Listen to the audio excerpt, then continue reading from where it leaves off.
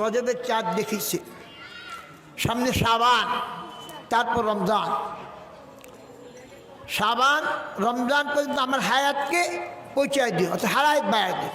তিনি দোয়া করেছেন আল্লাহুম্মা বারিক লানা ফি রজাবা ও শাবানা ও বাল্লিগনা রমাদান। কারণ রমজান মাস আগত, এর আগেই যদি তুমি ডাক দাও, আমার একটা আরজু, আকাঙ্ক্ষা, আশা, ফরিয়াদ যেন আমি এভাবে রমজানের সওগাত, রমজানে যে উপহার দিবে তুমি। প্রথম 10 দিন হলো আউয়ালুহু রাহমাতুন, 10 দিন আল্লাহ পাক রোজদারকে ঢালাওভাবে আল্লাহ পাক রহমত দিবে। ওয়াউসাতুহু মাগফিরাত, মধ্যবর্তী 10 দিন মাগফিরাত। মাগফিরাত মানে হলো গুনাহ খাতা, আল্লাহ পাক রোজদারদের সমস্ত গুনাহ খাতা মাফ করে দিবেন। সুবহানাল্লাহ বলি, সুবহানাল্লাহ। ওয়াখিরিহু ইতকুম মিনান নার, শেষ 10 দিন আল্লাহ রাব্বুল আলামিন রোজদারদেরকে জাহান্নাম থেকে নাজাতের সনদ, নাজাতের সার্টিফিকেট দেওয়া হবে। সুবহানাল্লাহ। অতএব মাশাআল্লাহ, সে রমজান যেহেতু আগত, রমজানের আগে আমরা কচি কাঁচা বাচ্চাদের মাথায় পাগড়ি দিতে সমর্থ হয়েছি। পাশাপাশি রমজান মাসের ফজিলত মর্যাদা সম্পর্কে আলোচনা একটা ব্যবস্থা হয়েছে। মাশাআল্লাহ, আল্লাহ রাব্বুল আলামিন এই আলোচনাকে কবুল মঞ্জুর করে আমাদের জন্য জান্নাতের ব্যবস্থা করে দিয়ে। সুবহানাল্লাহ। এখানে গতকালকে বেলি রোডে কি মর্মান্তিক অবস্থা হলো। সামনে রমজান, তার আগেই তাদের হায়াত শেষ। অতএব এইভাবে বালা মুসিবত চতুর্মুখে ঘুরে, কখন কাকে এই বালা মুসিবত গ্রেফতার করবে তার কোনো গ্যারান্টি বা নিশ্চয়তা বা জানা কোনো কায়দা নেই। মাশাআল্লাহ, সবাই গুলি জ্ঞান। রমজান মাসে রোজা ফরজ, লুকাইয়া যদি কেউ কিছু খায় সে খাওয়ার সুযোগ আছে। তবে ইবাদত বন্দেগীর মধ্যে রিয়া মুক্ত ইবাদত হলো এই রোজা। রিয়া মানে লোক দেখানো কোনো এখানে সুযোগ নাই। অন্যান্য ইবাদত বন্দেগীতে নামাজ বলেন, মনে কথা আসতে পারে যে আমি খুব মুত্তাকি পরহেজগার, আমাকে দেখলে মানুষ খুব পরহেজগার লোক মনে করবে, নামাজই মনে করবে। রোজা, নামাজ, এইভাবে নামাজের পর দান খায়রাত, দান খায়রাত যারা করে তাদের মনেই কথা আসতে পারে যে লোকে খুব দানশীল বলবে। ঠিক তেমনি হাজ, ভাবে হাজি যেতেছে, খুব নামি দামি হাজি, একটা মনের মধ্যে একটা কথা আসতে পারে। জিহাদ, এভাবে এসবের মধ্যে লোক দেখানো কিছু বিষয় সম্ভাবনা রয়েছে। কিন্তু রোজা এমন যেখানে লোক দেখানো কোনো অবস্থান নাই। যারা রোজা রাখবে তারা আল্লাহ রাব্বুল আলামিনকে রাজি খুশি করার উদ্দেশ্য এবং লক্ষ্যকে সামনে রেখে রোজা রাখবে। আল্লাহ রাব্বুল আলামিন আমাদেরকে রোজা রাখার তৌফিক নসিব করেন, আমিন। রাব্বুল আলামিন কোরআন পাকের আয়াতে কারিমা নাযিল করে ইরশাদ করেছে, ইন্নাল্লাহা আশতারা মিনাল মুমিনিনা আনফুসাহুম ওয়া আমওয়ালাহুম বিআন্না লাহুমুল জান্নাহ। মনে রাখিও, নিশ্চয় আল্লাহ রাব্বুল আলামিন মুমিনদের জান এবং মাল আল্লাহ পাক খরিদ করে নিয়েছে। কিসের বিনিময়ে? বিআন্না লাহুমুল জান্নাহ, জান্নাতের বিনিময়ে আল্লাহ পাক মুমিনদের জান মাল খরিদ করে নিয়েছেন। বিদায় মুমিনদের জান এবং মালের মধ্যে তাদের কোনো চয়েস, তাদের কোনো অধিকার নেই, আল্লাহ আগেই খরিদ করে নিয়েছে। ফলে আল্লাহ রাব্বুল আলামিন যদি জান মাল যেহেতু মালিক আল্লাহ, আমরা স্বীকারও করি, কিন্তু কার্যক্ষেত্রে আমরা বেশকম করি। অতএব আল্লাহকে হাজির নাজির জানা যে আমি গোপনে সুযোগ পাইতেছি, খাওয়ারও সুযোগ আছে, পান করার সুযোগ আছে, কিন্তু আল্লাহ পাকের ভয়ে কোনো রোজদার এই জাতীয় কর্মকাণ্ড করে না। ঠিক না ঠিক? এই জন্য হজরত পীরানি পীর দস্তগীর, মাহবুব সুবহানি, কুতুব রব্বানি, গৌসে মাদানি হজরতে শাহ আব্দুল কাদের জিলানী রহমতুল্লাহ আলাইহি, তিনি বড় পীর সাহেব নামে খ্যাত। যদিও বড় পীর সাহেব আরো অনেক বড় বড় পীর সাহেব ছিলেন, কিন্তু একজন মশহুর হয়ে গেলেন বড় পীর সাহেব। তার যিনি বড় আলেমও বড় আল্লাহর ওলিও, তাদের বড় পীর সাহেব রহমতুল্লাহ আলাইহি লক্ষ লক্ষ তার মুরিদান। এক সময় তিনি একজন অল্প বয়সের ছেলেকে 18-20 বছর বয়স খেলাফত দিয়ে দিলেন। খেলাফত মানে উনার অবর্তমানে তিনি সিলসিলা কাজগুলো করবেন, মানুষকে দাওয়াত দিবেন, মানুষকে ওজিফা শিখিয়ে দিবেন, কোনটা হক কোনটা না হক, কোনটা সত্য কোনটা মিথ্যা, কোনটা ন্যায় কোনটা অন্যায়, এই জ্ঞান দেবেন। অর্থাৎ পীর সাহেব যা করে তার অনুকরণে তিনি কাজকর্ম গুছাবেন। যেহেতু অল্প বয়সের ছেলে এবং তাকে অনেক বড় পদ একটা দিয়ে দেবে, মনে করে ঢাকা শহরে সে খলিফা, মনে করে অনেক বিশাল জায়গা, বিরাট জায়গাতে তাকে একটা পদ দিলে, এতে যারা সিনিয়র ওই মজলিসের খানকাতে কেউ 20 বছর, কেউ 30 বছর, কেউ কম বেশি এইভাবে করে আসে নিজের সংশোধনের জন্য, নিজে আল্লাহওয়ালা হবে এই জন্য। কারণ হলো সৎসঙ্গে স্বর্গবাস, অসৎসঙ্গে সর্বনাশ। হুজুরের সান্নিধ্যে থাকলে গুনাহ কম হবে, নেক আমলে আগ্রহ বাড়বে। ফলে একদিন হুজুর দেখলেন যে খানকা আরো যত লোক, খাস করে যারা সিনিয়র, বয়স 50-60-70 হয়ে গেছে, তারা এই হুজুরের এই যে সিদ্ধান্তের সমালোচনা করছে। হুজুর এটা কি কাজ করলেন, এটা কি ঠিক হইল? আমার দীর্ঘদিন যাবৎ খানকা আসে, কেউ 20 বছর, 30 বছর, 40 বছর, কম বেশি। হুজুর আমাদেরকে খেলাফতের দায়িত্ব না দিয়া একজন অল্প বয়সের যুবককে খেলাফতের দায়িত্ব, এটা কেমন হইল? এটা সুখ হইল না। এ কি বুঝে খেলাফতের নানা জাতীয় কথা বলছেন, অর্থাৎ দুইবার শেখায়ত করতেন, দুর্নাম পরনিন্দা পরচর্চা করতে। খাস করে হুজুরে উস্তাদের যারা শেখায়ত করে তাদেরকে আল্লাহ পাক 4 প্রকারে বিপদ দিবেন। শেখায়ত কুনত হর কি উস্তাদেরা, শেখায়ত কুনত হর কি উস্তাদেরা, গিরফতন বাশদ বলা চাররা। উস্তাদের দুর্নাম বদনাম করলে আল্লাহ পাক 4টা শাস্তি তাকে দেবেন। একটা হলো সে যে ইলম শিখেছে, উস্তাদের যা শিখলো সেটা ভুলে যাবে। আর একটা হলো এইভাবে তার রুজি রোজগারে বরকত থাকবে। আর একটা হলো এই তার হায়াতে বরকত থাকবে। একটা তার আমলের মধ্যে কোনো উৎসাহ থাকবে। যাকে তো হুজুর দেখলেন, বড় পীর সাহেব দেখলেন, আরে হুজুর ছিলেন, বড় পীর সাহেব ছিলেন কাশফওয়ালা ওলি। আল্লাহ পাক ওলি ইকরাম হক্কানি আলিমকে যাকে খুশি তাকে আল্লাহ পাক কাশফ দেয়। কাশফ মানে হলো অন্তরের চক্ষু। অন্তরের চক্ষু দিয়ে তারা আমরা যেটা দেখতে পারি না, ওনারা সহজভাবে সেটা দেখতে পারে। সুবহানাল্লাহ। ফলে অন্তরের চক্ষু দিয়ে হযরত বড় পীর সাহেব দেখলে যে মুরিদানের মধ্যে যারা সিনিয়র, যোগ্য, দীর্ঘদিন যাবৎ আছে সংশোধনের জন্য, ইসলাহ হবে, তারা হুজুরে গীবত করতেছে।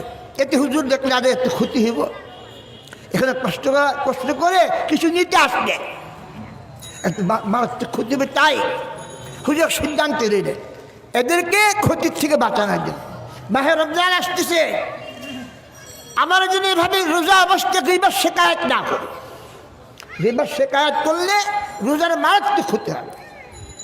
চুপ করে বসে থাকলে আল্লাহ পাক সওয়াব দেবে। যে হযরত মরিয়ম আলাইহিস সালাম, ঈসা আলাইহিস সালাম আম্মা, আল্লাহ পাকে কুদরতি ব্যবস্থায় তার গর্ভে নবীনা সিংহিনা হযরত ঈসা আলাইহিস সালামকে আল্লাহ পাক তাকে তার গর্ভে ধারণ করার আল্লাহ পাক সুযোগ দিলেন। হযরত ঈসা আলাইহিস সালাম আল্লাহ পাকের কুদরতি ব্যবস্থায় আসলেন। লম্বা বয়ান, কোরআন পাকে সূরা মারিয়াম নামে একখানা সূরা রয়েছে। সে হযরত মারিয়াম আলাইহিস সালাম যিনি একদিনে অন্যান্য বাচ্চাদের মধ্যে 1 বছর বেড়ে যেত।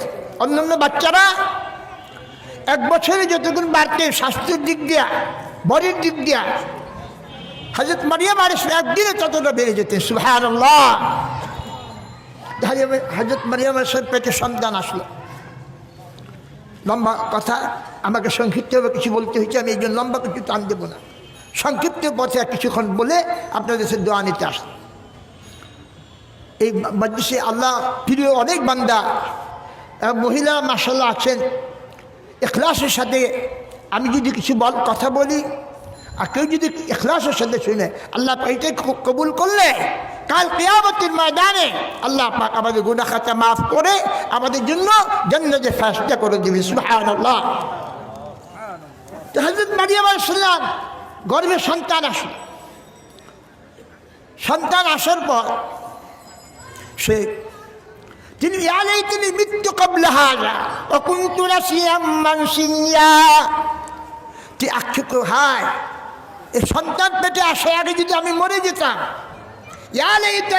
মৃত্যু কবলা হাজা। কেন বললাম না? এখন তো এটা আমাদের একটা বিপদ, পরীক্ষার বিষয়।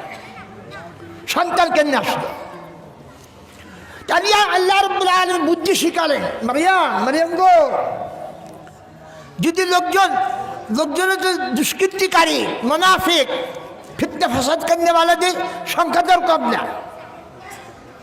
যখন ফিতনা ফাসাদকারী, দাঙ্গা হাঙ্গামাকারী, বিদ্রুপকারী তোমাকে প্রশ্ন করবে সন্তান আসলো কেমনে, সন্তানের বাবার পরিচয় বলো, তখন তুমি বলবে যে আমি রোজা।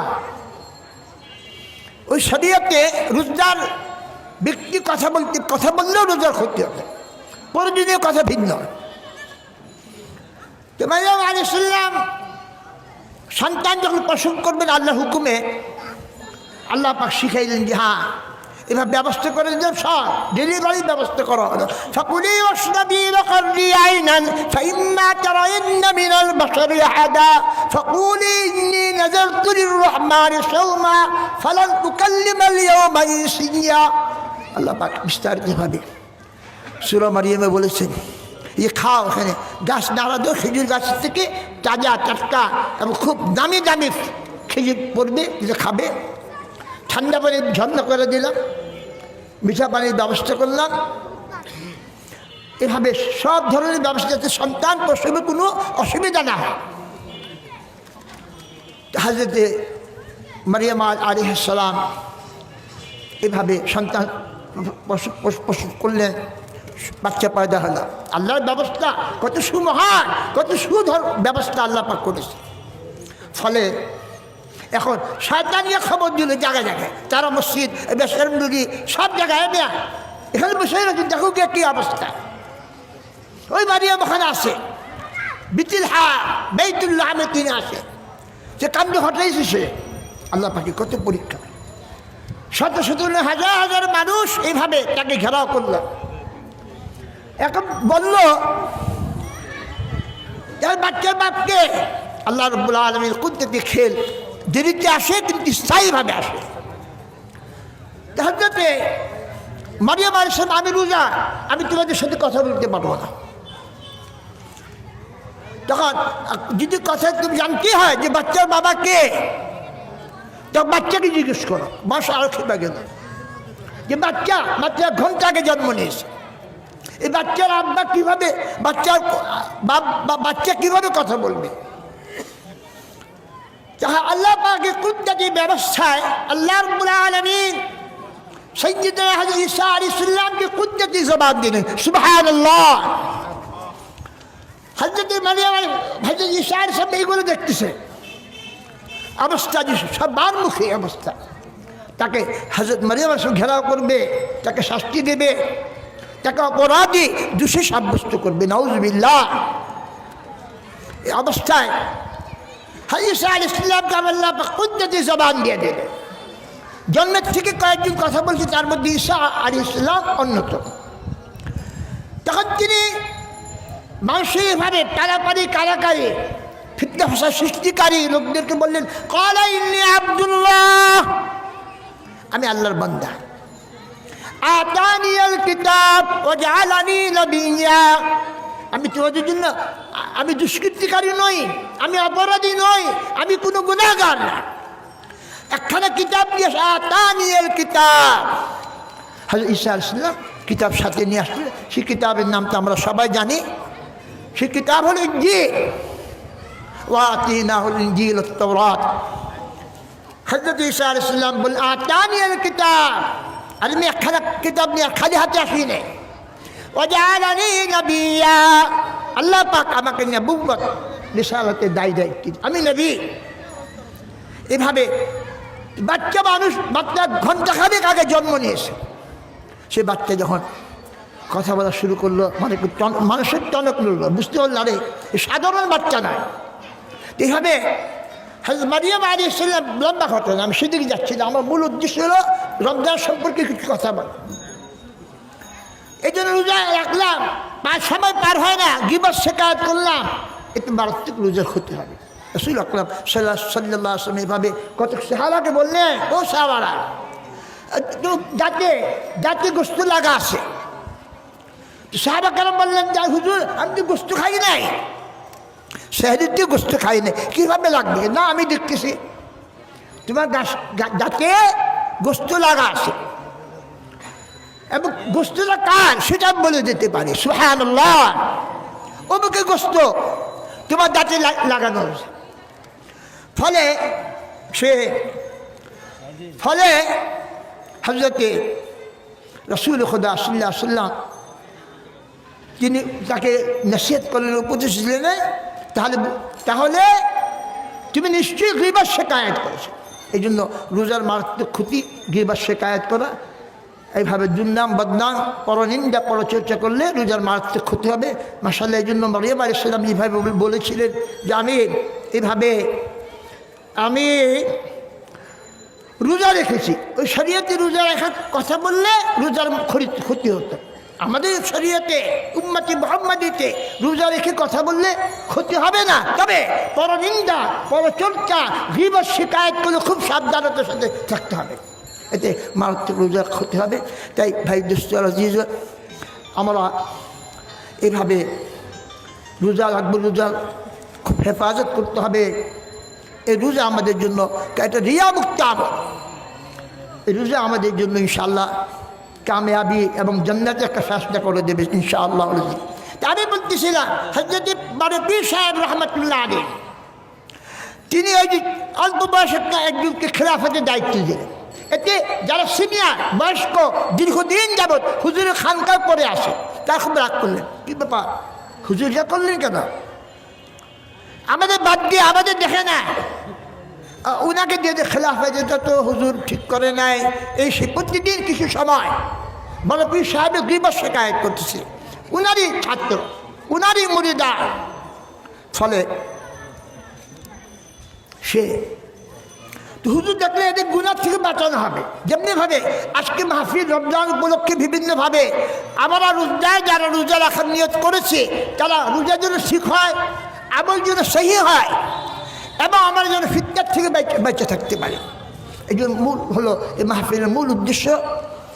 তাদের বাড়ি পীর সাহেব একদিন যারা গীবত শিকায়ত করে, সিনিয়র মেয়ে বয়স্ক দীর্ঘদিন যাবৎ খানকা পড়ে আসে, তাদেরকে ডাক দিলেন, এবং অল্প বয়সের যে ছেলে যাকে খেলাফত দেওয়া হলো তাকে ডাক দিলেন। সবাইকে একটা করে কবুতর, একটা চাকু দিলেন, দেয়া বললেন, নিয়া এটাকে হালাল করে নিয়ে আসো, জবা করো বিসমিল্লাহ আল্লাহু আকবার। শর্ত একটা, কেউ যেন না দেখে, এমন জায়গায় জবাই করবা কেউ না দেখে। তো হুজুর সবাই বলে, হ্যাঁ হুজুর শর্তটা পুরো করবো, আমি জবা করবো, কেউ দেখবে না। ফলে সে সবাই গেল, কেউ বাথরুম দরজা বন্ধ করে বিসমিল্লাহ আল্লাহু আকবার, কেউ ঘরের দরজা লাগাই বিসমিল্লাহ আল্লাহু আকবার, কেউ বন জঙ্গলে, অর্থাৎ কেউ যেন না দেখে। এই অবস্থায় প্রত্যেকে কবুতরকে হালাল করে নিয়ে আসলো, জবাই করে হুজুরের খেদমতে পেশ করলো। 1 ঘন্টাকে 2 ঘন্টাকে 3 ঘন্টা পরে আসলো। কিন্তু এই অল্প বয়সে যাকে খেলাফত, বিরাট একটা খেলাফতের দায়িত্ব দেওয়া হলো, সে আসতেছে না। দুপুর গড়াইয়া বিকাল সন্ধ্যা হয়ে গেল। এ সময় ওই যারা তার বিরুদ্ধে অবস্থান নিল অন্যান্য মুরিদান, তারা দেখতেছে আর খেপতেছে খুব। দেখছো কাণ্ডটা, দেখছো নি? একটা কবুতর জবাই করতে বললো, শর্ত দিলে কেউ যেন না দেখে। কিন্তু তার কাণ্ডটা কই দুপুরে দিছে, সন্ধ্যা করে গেছে, এখন আসে। ফলে আর খুব খুশি, যারা বিরুদ্ধে অবস্থান নিচ্ছে তারা খুব খুশি, আজকে হুজুরে ছাঁচা খাইব, হুজুরে আজকে শিক্ষা পাবে। কারণ তাকে এত বড় দায়িত্ব দিল, তার মধ্যে ভাবে যোগ্যতা নেই।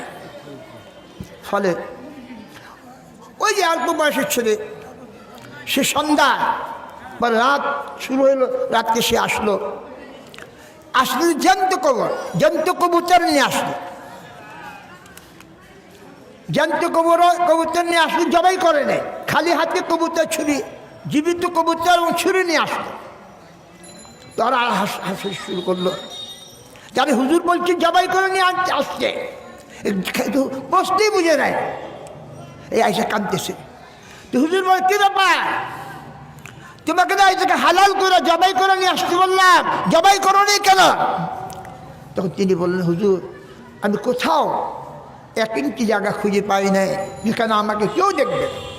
যখনই জবাই করতে প্রস্তুতি হই, নীরব জায়গা, নির্জন নীরব, সেখানে আল্লাহ রাব্বুল আলামিনের পক্ষ থেকে আল্লাহ পাকের কুদরতি ব্যবস্থায় আমার কানে আওয়াজ আসতেছে, ওয়া মাআকুম আইনা মা কুনতুম আল্লাহু বিমা তা'মালুনা বাসীর। কানে যখন বাজে, ওহো আমি আসি, কিন্তু তুমি যেখানে যাও আমি তোমার সাথে আসি। আল্লাহু বিমা তা'মালুনা বাসীর, আল্লাহ পাক মানুষের সব আমল দেখেন, শুনেন, সব কিছু তিনি করেন। তো ভাই দোস্ত আজিজ, সে জবা করতে পারে কার ভয়ে? দেখছিস না, ওই যে আল্লাহ দেখতেছে, কেউ না দেখলেও আল্লাহ রাব্বুল আলামিন যে দেখতেছেন, ইয়াকিন অন্তরে নিয়ে তা জবাই করা হলো। তো হুজুর বললেন যে দেখো তোমার সবাই জবাই করে নিয়ে আসলে, কিন্তু ওই যে অল্প বয়স হলো কি, তার মধ্যে খৌফে খোদা, আল্লাহর ভয়, কেউ না দেখলেও আল্লাহ রাব্বুল আলামিন দেখবেন। তোমার সাথে সামনে রোজা আসতেছে, কেউ না দেখলেও ঘরে চুপি চাপি খাওয়ার অনেক সুযোগ আছে, কিন্তু সেই সুযোগটা মর্দি মুমিন আল্লাহওয়ালা তাকওয়া পরহেজগার যার মধ্যে রয়েছে, সে এইগুলো কাজ আল্লাহর ভয়ে করবে।